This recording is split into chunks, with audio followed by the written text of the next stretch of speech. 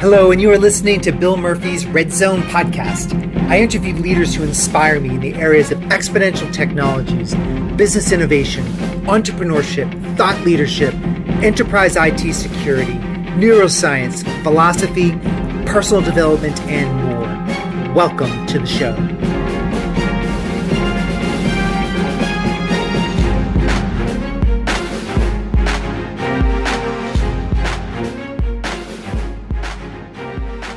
Welcome, everybody. Welcome back to Bill Murphy's Red Zone podcast. This is Bill, and today I'm going to do a little bit different approach. I have a lot of thoughts and opinions that sort of stay buried on my hard drive, and this is going to be my exploration into trying to get this stuff out of my hard drive and into another format that I can release out into professionals, IT leaders, top IT leaders in the world. And so one of them is, do you feel that you've lost your will to win? This is something that I've been running into quite frequently. And what I mean by that is actually winning all the way up to the board level and really regaining an attitude that you will win. And you will win with your message and your mission within the business.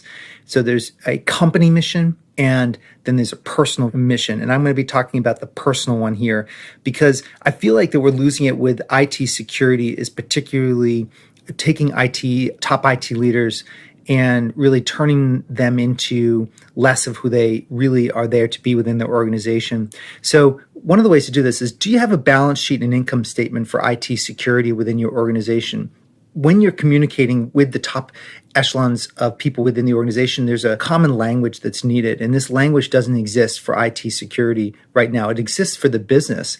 The business has a way of communicating that's based on balance sheets and income statements and debits and credits. And you can compare and look at point in time versus looking at month over month results or year over year results. There's a different way of conveying point in time versus month over month results.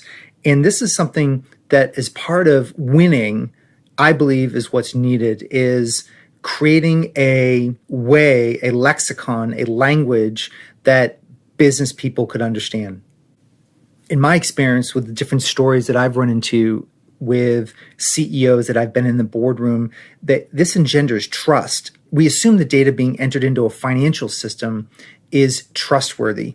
Now, certainly that means that the data is not always being entered by the CFO, or the controller for that matter. It's being entered by accountants all the way up and down the chain. The data goes into a finance system, but we assume that if we needed to look at the general ledger, if someone wanted proof at the board level that why are travel expenses so high? Not that a board would ever want to know the answer to that, but possibly the COO would want to know, or the CEO would want to know, why are we spending so much money on travel expenses in this year versus last year? Well, if we needed to get into the details, we drill into the general ledger, into the general journal, into those actual entries. Well, from a higher level perspective, though, when we're presenting to the board, we don't need to go into that level of detail. We just need to remain at the top. And if we needed to then go in and look at the details, that transparency and trust and that set of principles that the AICPA principles, we're assuming that people are properly trained that are entering the data. Well, where is that system for IT security? Where is the system that says this data that we're looking at across the entire board of security issues within the organization, from processes to shiny toys of technologies and tools and products and things that we need? Where is that one swath of information that we can look at that engenders trust, that if we needed to drill down at any piece of that within the organization, that we could get to that? That is where we need to go. And that's what you need to be working on, is developing, literally, can we boil this all down to one or two sheets of paper? This is the challenge. And this is also the opportunity, because this is the opportunity within your organization for you to clearly stand out and say, I am not going to be ping-ponged by the problem of the month or the latest issue that the board member read about on the back of a magazine flying from Denver to LA, and he's bringing it up at a board meeting. What are we doing in this particular issue? That you are so far in front of that you're presenting the entire program, and you can get into any detail you want after the strategy discussion, but you can actually show the current state of the enterprise, the current state of the security within the enterprise. I think you have to figure out a way to do this visually. You have to figure out a way to get large sets of data presented in a visual format. And I've read online people saying, well, this is offensive to board level people and CEOs because they're very intelligent and they can understand. No, that's not true. They can't understand. They certainly can understand any one of the discrete elements of security if you spent time with them, but that's not their job. The job is to absorb large data sets. And you do that by showing graphically and distilling. Your job is to distill the complexity and tell the story, not because you're trying to hide the details of the story. You're trying to tell the story because the story of where you are is incredibly important. And if someone wants to hold your feet to the fire, that's fine. You can drill into the details at a moment's notice, but that is your job. And to me, that is defense. And if you can do that in such a way, and such a powerful way, it frees up vast resources for you to be not only financial resources, but it also allows you to position yourself for innovation within the organization, which I believe is where you need to be. But strong defense is a great offense. And that's a cliche, but I believe in today's times that we actually have to abide by that principle. I almost think you've got to redo the role and really look at yourself, which hat you're wearing. It's almost like forget that there's a CIO and forget that there's a Chief Information Security Officer. I think it's a Cisco, Chief Information Security and Compliance Officer. But I feel like at the board level, and I'm talking about this because I believe that whether or not you are able to present at the board or not, you need to pretend like you are presenting there because the ceiling of complexity is so high. And I believe that the ceiling of complexity is higher, if not equally high, on the stuff that isn't even that complex. It's just wildly disjointed right now. So what do I mean by that? So the actual technologies are very, very complex. We've got systems that are overlapping functionality. We buy 15, 16 different systems, and you look at them all and you peel back the onion and you do an assessment on them. There's actually tons of overlapping functionality, which actually conflict with one another. That's a level of complexity that is really it's a very tactical level. But then you have audit, compliance, you have frameworks, and you got methodologies, and everybody wants you to follow.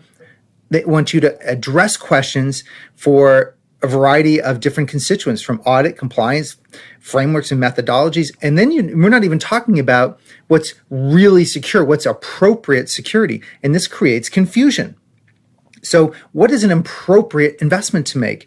This is the goal. And the goal is, how do we marry compliance? I'm going to lump under compliance, audit, the right framework, the right methodologies. And I want to say, the appropriate investment is taking all of the confusion of that and looking at the reality of your entire program and then treating it like if the tide is coming into a harbor, all boats rise with the tide. Our investment should be rising all of these up together, should be rising all of these standards up and not ping-ponging around with standards. And but to do that, we actually have to have a framework in which to talk about where we are, where the current state is of our investments. So I believe that this is this is the vision that an IT security top leader, and again, I'm not going to pigeon this into a CIO or a CISO because that's starting to fracture right now, but an IT leader, a business leader, and how you convey this to the higher levels within the organization. Because if you start conveying this from this type of a vision for how you are going to address this within your organization, people will get on board because right now it is disjointed. People are ping-ponging back and forth with each other and it's confusing. So you have to be the harbinger of distilling this information into cogent planning. So this is a way in which I want to start to convey some of what I'm seeing that is my day-to-day interactions with CISOs, with the board, with the CIOs. And I'm wanting to get your feedback on what I've said. So reach out to me on Twitter. It's the Red Zone CIO, or reach out to me on LinkedIn, or send me an email at billm@redzonetech.net. I very much want to hear what your thoughts are on this matter, because I want to enable you and I want to get the best ideas and thoughts and strategies, because I'm seeing powerlessness out there and I want to enable and not just create at the top Fortune 50, Fortune 100 company, this getting one's ship in order. I want all businesses to be operating this way from the senior IT leadership perspective. So please give me your feedback and I'd love to know more. Have a great day, everybody.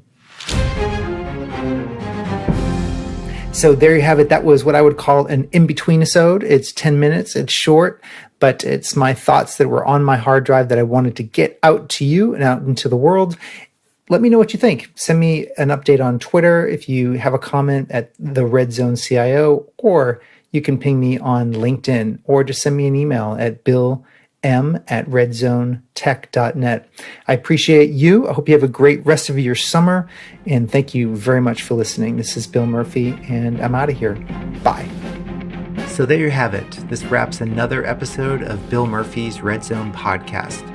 To get all the relevant show notes, please go to our blog at www.redzonetech.net/podcast. Additionally, make sure you go to iTunes and leave your comments in iTunes about the show. This helps our show rankings enormously and it helps support the show. Until next time, I appreciate you very much for listening. Thank you.